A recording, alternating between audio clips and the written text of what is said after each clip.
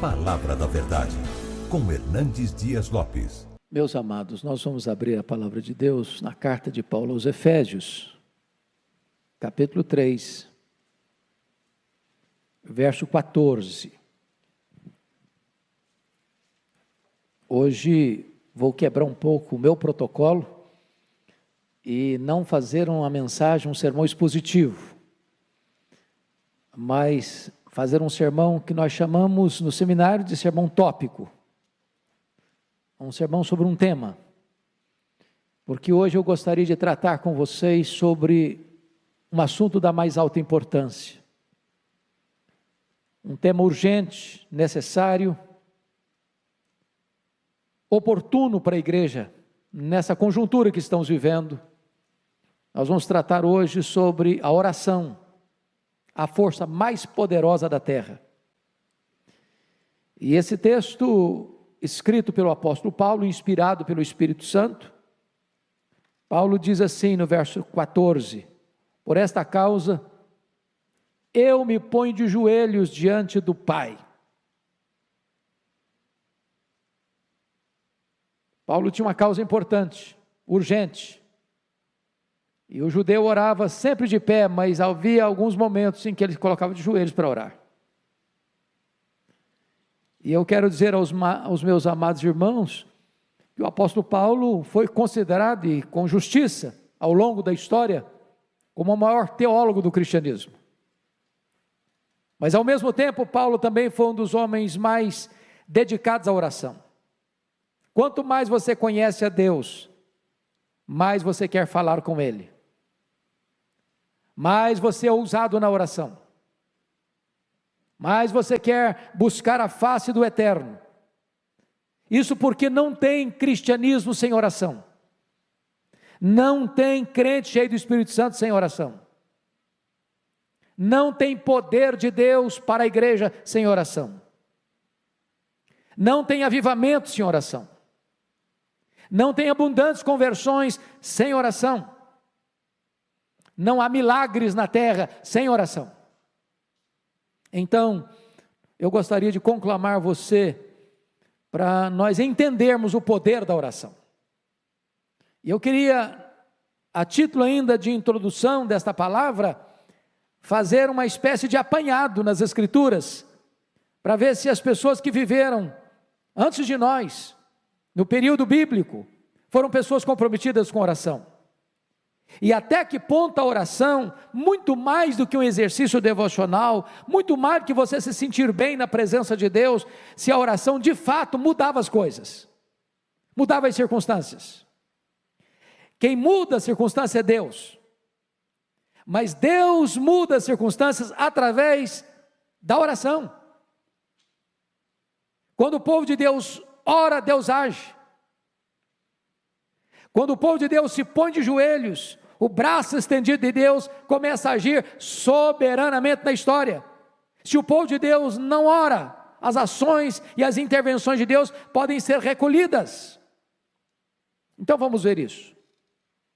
Você pega, por exemplo, o pai dos crentes, Abraão. Ele intercede por Ló, e Ló é poupado em Sodoma. Diz a Bíblia que Deus lembrou-se de Abraão e salvou Ló. Eu olho Jacó no val de Jaboque orando em lágrimas: eu não te deixarei ir se tu não me abençoares. E a Bíblia diz que ali a sua alma foi salva. Eu encontro um Moisés orando em Cades Barneia, diante de uma situação crítica, porque Deus havia tomado a decisão de destruir aquele povo, e começaram uma nova nação através de Moisés, e Moisés se coloca na brecha em favor do povo, e diz: Deus, perdoa este povo, ou risco o meu nome que escreveste. E Deus poupou a nação de Israel, em resposta à oração de Moisés. Eu vejo Ana, orando com lágrimas, com amargura de espírito, pedindo um filho, e Deus ouve a sua oração, e ela vai ser mãe do maior profeta, sacerdote, juiz daquela geração, porque a Bíblia diz que Deus é quem faz com que a mulher estéril seja alegre mãe de filhos. Deus cura. Eu vejo o seu filho Samuel, filho de Ana, orando pela nação, e afirmando o seguinte: longe de mim pecar contra Deus, deixando de orar por vós. Eu encontro Ezequias orando a Deus diante de uma sentença de morte, enviada pelo próprio Deus: põe em ordem a tua casa, porque morrerás e não viverás. E diz a Escritura que ele se volta para a parede, e ele ora intensamente, e ele chora copiosamente, e Deus responde rapidamente, revertendo o quadro, revertendo o diagnóstico, revertendo a sentença de morte. Eu vejo Daniel orando, e Deus trancando a boca dos leões. Eu vejo Daniel orando, e diz a Bíblia que uma batalha espiritual se desenrola nas regiões celestes. Eu vejo Daniel orando para Deus trazer quebrantamento ao povo, porque o cativeiro duraria 70 anos, mas diz a Bíblia que naquele momento o povo dele se voltaria para ele, e o povo estava com o coração endurecido. Eu vejo Neemias orando. Ele é um governador, e ele é um estrategista, ele é um administrador de escola. Eu vejo Neemias orando, e a cidade de Jerusalém, que estava há 142 anos debaixo de escombro, e ele pela oração se põe nas mãos de Deus, e se coloca à disposição de Deus, e a cidade é restaurada, e os muros são erguidos em 52 dias.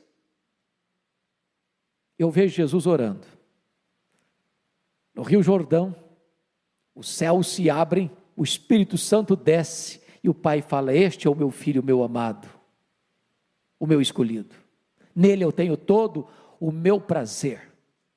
Eu vejo, irmãos amados, o apóstolo Paulo orando, logo depois da sua conversão. Esse homem ora na praia, esse homem ora na sinagoga, esse homem ora no templo, esse homem ora na prisão. Esse homem é um homem que ora sem cessar, e agora ele está diante de Deus, dizendo: por esta causa eu me ponho de joelhos. Eu vejo os discípulos orando, unânimes, em oração, perseverando, em obediência à orientação de Jesus: permanecei na cidade, até que do alto sejais revestidos de poder. E durante 10 dias, 120 pessoas oram com a sua alma, com sua coração, com o seu propósito, e os céus se fendem, e o Espírito Santo desce, e eles são revestidos com poder. Eu vejo os crentes da igreja primitiva orando, diante das ameaças, dos perigos, e diz a Bíblia que a casa treme, o Espírito Santo desce, e eles são cheios do Espírito Santo, e começam a pregar a palavra com toda a autoridade, ou com todo o poder. Eu olho para a história da igreja, e eu vejo os pais da igreja orando, eu vejo os mártires orando, eu vejo os reformadores orando, eu vejo os puritanos orando, eu vejo os avivalistas orando, eu vejo a igreja de joelhos, e quando a igreja ora, ela marcha resolutamente. Então, dito isto, eu gostaria de olhar com vocês alguns pontos para destaque. A primeira coisa, irmãos, é que a igreja cristã recebe poder do Espírito Santo quando ela ora. A igreja está precisando do Espírito Santo, irmãos. Primeiro, porque tem muita gente, mundo afora, desistindo do Evangelho, se apostatando da fé, igrejas fechando, denominações morrendo, denominações históricas perdendo milhares e milhares de membros todos os anos, seminários que outrora formaram pastores, missionários, hoje ensinam ceticismo, apostasia. É hora da igreja orar, para Deus reverter esse quadro, para Deus trazer um avivamento na Europa, na América, no Brasil, no mundo. Quando aqueles discípulos se reuniram no cenáculo, e todos perseveraram unânimes em oração, durante 10 dias, o Espírito Santo desceu sobre eles. Eu vejo os apóstolos diante de uma demanda enorme de assistência social, quando as viúvas dos helenistas estavam sendo esquecidos, eles tomaram a decisão: vamos nos consagrar à oração e ao ministério da palavra, e vamos nomear homens cheios do Espírito Santo e cheios de fé, para tomarem conta da diaconia das mesas. Vamos nos concentrar na vida de oração. Eu vejo, queridos irmãos, que a igreja precisa orar. Mais do que nunca precisa orar numa crise como esta. Mas em segundo lugar, eu quero destacar que a oração é a base do avivamento da igreja. Como nós precisamos desse avivamento, irmãos. Nós não gostaríamos apenas de ler sobre o avivamento, de dizer para o povo: olha, houve um tempo em que Deus visitou o seu povo, em que Deus derramou o Espírito Santo. É gostoso ler, é importante ler o que Deus fez no passado em Jerusalém, o que Deus fez no passado em Antioquia da Síria, o que Deus fez no passado em Éfeso, o que Deus fez no passado lá nos primeiros séculos do cristianismo, o que Deus fez no passado lá na Reforma, o que Deus fez no passado lá na Inglaterra, John Wesley, o que Deus fez no passado lá nos Estados Unidos, no século XIX, com Dwight Lyman Moody, o que Deus está fazendo em outros lugares, mas nós queremos também aqui.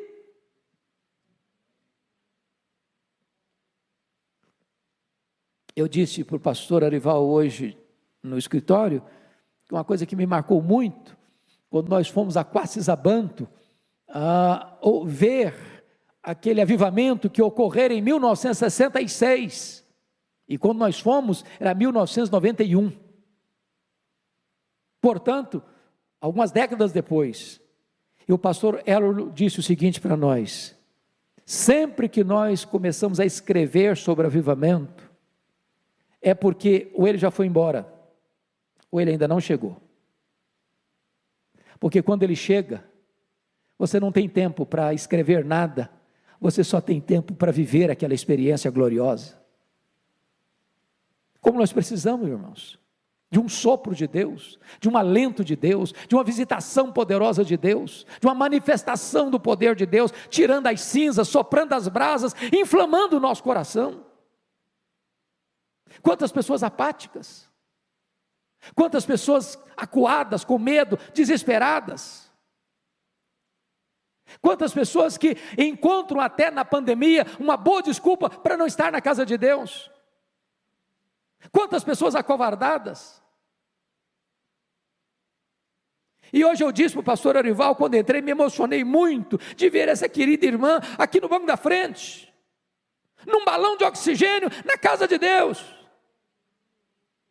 Ela tinha todos os motivos para dizer: eu não vou, eu não posso ir, e ela está aqui. Quanta gente com saúde, que arranja uma boa desculpa para não vir. E eu espero em Deus que não haja no coração das pessoas um amor fenecendo, uma chama apagando, um fervor desaparecendo. Precisamos de avivamento, precisamos de um sopro do Espírito. Se o meu povo, que se chama pelo meu nome, se humilhar e orar e me buscar, e se converter de seus maus caminhos, então eu ouvirei dos céus, eu perdoarei os seus pecados, eu sararei a sua terra. É promessa de Deus, é promessa de Deus, que Ele vai derramar o Espírito Santo sobre o sedento. É preciso ter sede de Deus, para que o Espírito Santo desça. Quem não tem sede de Deus, não tem avivamento, irmãos. Às vezes estamos dando sede de tanta coisa, de dinheiro, de sucesso, de saúde, de fama, de progresso, de prestígio. É preciso que a igreja tenha sede de Deus.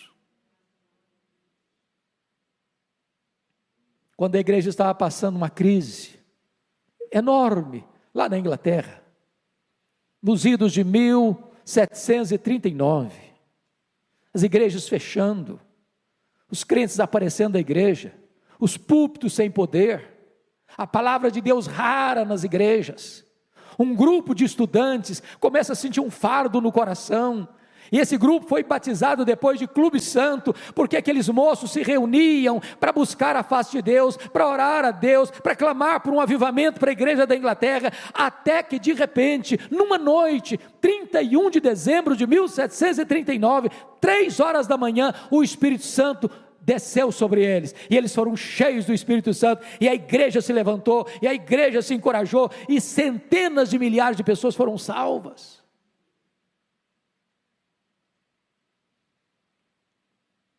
No século XIX, novamente, quando a Inglaterra estava varrida pelo liberalismo teológico, Deus levantou um homem chamado Charles Haddon Spurgeon, E aquele homem pregava para 12 mil pessoas todo domingo, todo domingo, todo domingo. E alguém perguntou: mas qual é o segredo de tanta gente vir, e de tantas mudanças, de tantas conversões, de tanta manifestação do poder de Deus? Ele disse: é a reunião de oração da igreja na segunda-feira. Essa reunião de oração é a usina de poder da igreja. Precisamos de orar para recebermos um poderoso avivamento dos céus. Mas em terceiro lugar, irmãos, prestem bem atenção nisso, a oração é a base para a restauração de uma nação. Preste atenção nisso, quem muda a nação não são os políticos. A igreja precisa entender que está na mão da igreja esta usina de poder, esta arma mais poderosa do mundo. É Deus quem põe no trono e tira do trono. É Deus quem levanta uma nação e faz baixar uma nação, cair uma nação. Olha para a história e você verá isso. Quando Ezequias orou, diz a Bíblia que Deus livrou Jerusalém e o seu reino, o reino de Judá, de um ataque terrível, de um poderosíssimo império, que já havia derrubado o reino do norte, Samaria. Deus poupou a nação, em resposta à oração do líder daquela nação. O doutor Edwin Orr, que talvez foi a maior autoridade sobre o avivamento no século XX, que esteve aqui no Brasil, no centenário da Igreja Presbiteriana do Brasil, narra sobre o colapso econômico que atingiu os Estados Unidos nos idos de 1850. Ele diz que naquela época os bancos faliram e fracassaram. Os empresários estavam em crise. As estradas de ferro faliram. As fábricas fecharam. Milhões de trabalhadores desempregados. É um cenário muito parecido, às vezes, com o que nós estamos começando a assistir no Brasil e no mundo. A economia colapsando. A saúde entrando numa situação, como já foi descrita aqui pelo pastor Arival, de adversidade, porque quando você acha que a coisa está melhorando, de repente surge uma novidade, que contraria a expectativa, ou mesmo o saber da ciência, e muda tudo. Pois bem, diante daquela crise, no dia 1º de julho de 1857, um homem chamado Jeremias Lampier, um homem de negócios, comerciante, assumiu o posto de missionário urbano em Nova York. A sua denominação estava perdendo milhares de membros todos os anos. E Jeremias Lampier imprimiu um folheto e distribuiu em Nova York. No dia 23 de setembro de 1857, ele começa uma reunião de oração no hotel. O objetivo era juntar comerciantes, mecânicos, viajantes, para buscarem a Deus. No primeiro encontro, na primeira reunião de oração, 6 pessoas. Na segunda semana, 40 pessoas. Em 6 meses, tinham 10 mil homens de negócios orando em Nova York por um avivamento nos Estados Unidos da América. Esse avivamento chegou, irmãos, e varreu toda a nação. Boanerges Ribeiro escreveu um livro sobre Moody, que estava vivenciando essa experiência, e disse que a seara estava em fogo. Quando se percorria a nação, parecia que o país inteiro era uma reunião de oração. As igrejas se fortaleceram. Como fruto desse avivamento, um jovem que estudava em Princeton, ao escutar um sermão do seu professor Charles Hodge, pregando sobre obra missionária, ele sentiu o chamado de Deus e veio para o Brasil, Ashbel Green Simonton, com 26 anos, para plantar a igreja presbiteriana do Brasil. A nossa denominação é fruto desse avivamento.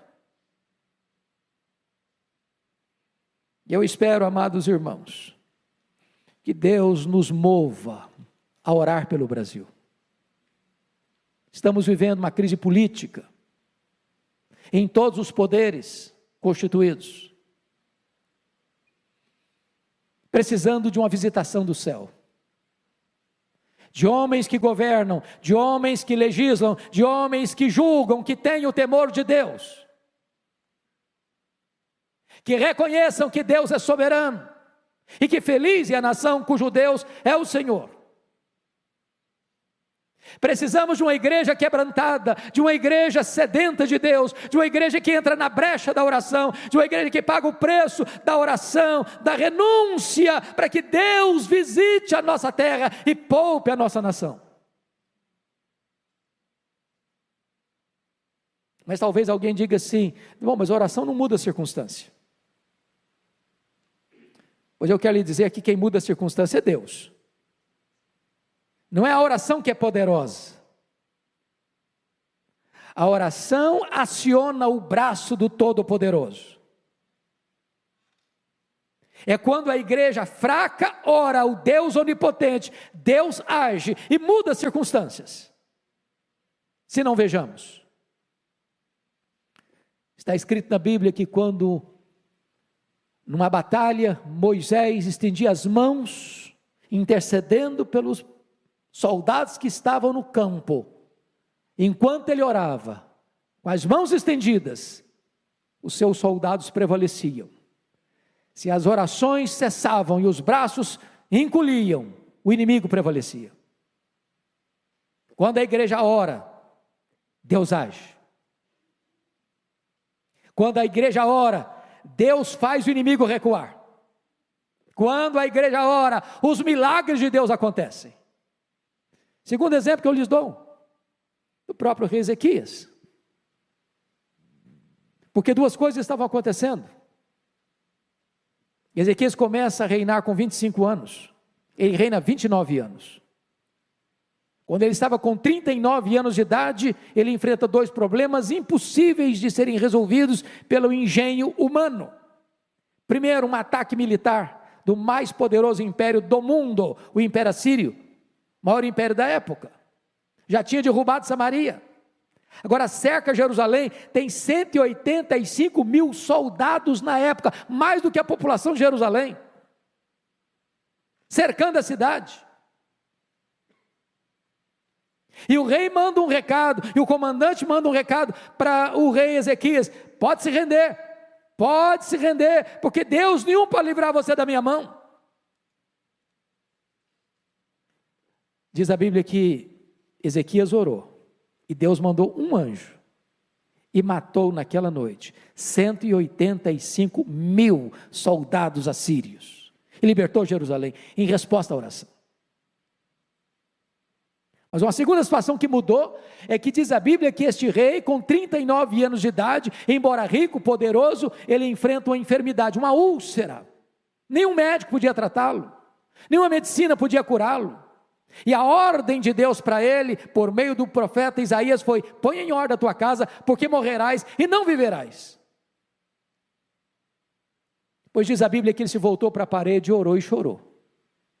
E Deus reverteu o quadro, e Deus suspendeu a sentença de morte, e lhe deu mais 15 anos de vida. Deus muda as circunstâncias em resposta às orações. Deixa eu lhe dar um terceiro exemplo. Está lá em Atos capítulo 12. O rei Herodes Agripa I já tinha passado ao fio da espada e degolado Tiago, irmão de João. E tinha colocado Pedro numa prisão de segurança máxima, com 3 escoltas de 4 soldados cada uma, aguardando o final da festa para matá-lo.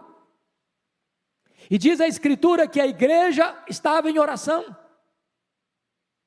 E em resposta à oração da igreja, um anjo de Deus é escalado para ir lá na prisão, acordar Pedro. Fica de pé, bota a sua sandália, bota a sua roupa, e tira Pedro da prisão de segurança máxima, abrindo as portas de ferro, abrindo o portão de ferro, quebrando as cadeias e libertando aquele apóstolo. porque aquilo que o homem não pode fazer, Deus faz em resposta à oração. Talvez você diga, bom, mas isso aconteceu no período bíblico. Mas deixa eu só lhe dar um exemplo nosso aqui. Se você um dia tiver a paciência de ler o prefácio de Dona Eusa Lidório, ao livro que tive a bênção de escrever, Mães Intercessoras, você vai ver lá o relato de Dona Eusa Lidório, mãe de Ronaldo Almeida Lidório.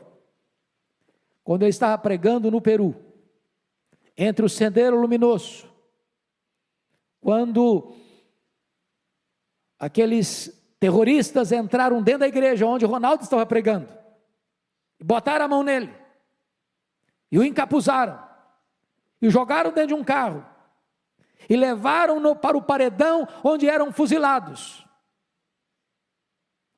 E naquela noite, a sua mãe, sem saber do que estava ocorrendo, foi despertada na noite, com um forte peso no coração.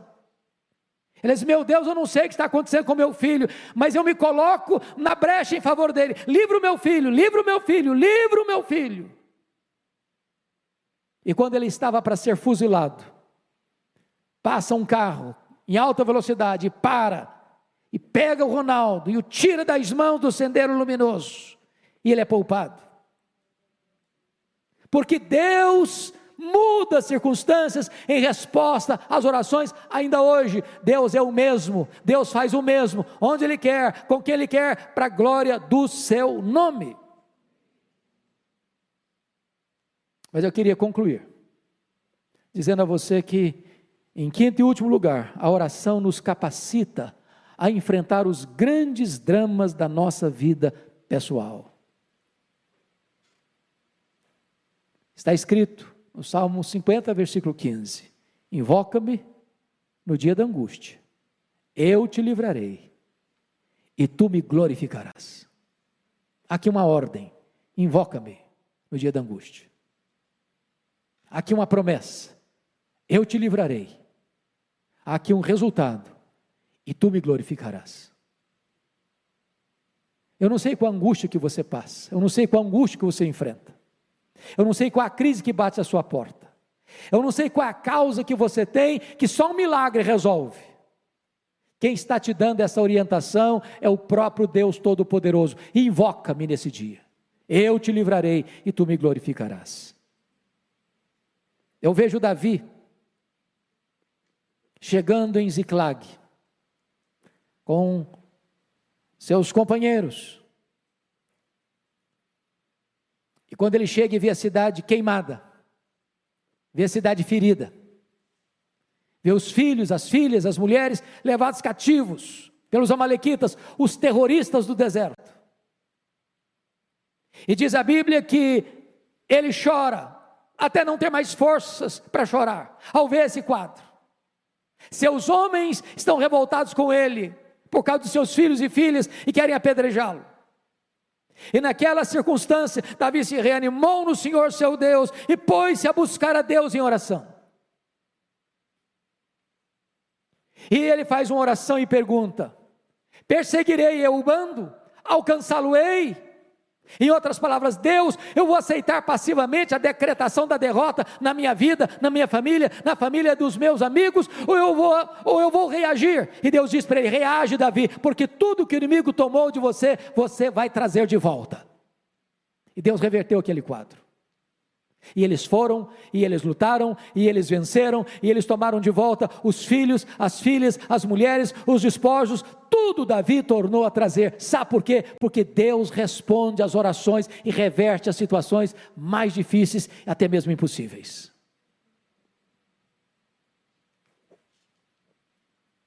Quero concluir, para mim, com um exemplo máximo do que Deus pode fazer por meio da oração. A experiência do próprio Jesus, o Filho de Deus. Quando ele entrou no Getsêmani, naquela noite fatídica, onde ele foi preso, cuspido, esbordoado e julgado pelo Sinédrio e acusado de blasfêmia e conspiração, diz a Escritura que ao ficar apenas com os 3 discípulos mais próximos, Pedro, Tiago e João, ele abre o coração para eles e diz: a minha alma está profundamente triste até a morte, ficai comigo, vigiai comigo. E diz a Escritura que Jesus entra então na mais titânica batalha da humanidade, prostrado sobre os seus joelhos, com o rosto no chão, oferecendo forte clamor e lágrimas. Ele orou, ele chorou, ele suou sangue. Mas quando ele se levantou dali, não tinha mais angústia. Não tinha mais angústia. Agora os inimigos chegaram, armados até os dentes, e ele que se apresenta e pergunta: quem vós buscais? A Jesus o Nazareno. Pois sou eu. E caíram por terra. A partir daqui ele é espancado, ele é cuspido, ele é esbordoado, está firme como uma rocha. A partir daqui ele carrega o lenho sobre as ruas apinhadas de Jerusalém, as mulheres choram, e ele diz: por que vocês estão chorando? Não chorem por mim, chorem por vocês, chorem pelos seus filhos. A partir daqui ele é pregado naquele lenho maldito, e ele transforma aquele patíbulo de horror num palco para a glória de Deus, e num instrumento para a sua, para a minha, para a nossa salvação. Bendito seja Deus, porque quando você ora, Deus remove as dores da sua alma, as angústias do seu coração, Deus muda as circunstâncias e dá para você a vitória. É tempo da igreja orar. Por esta causa, eu me ponho de joelhos.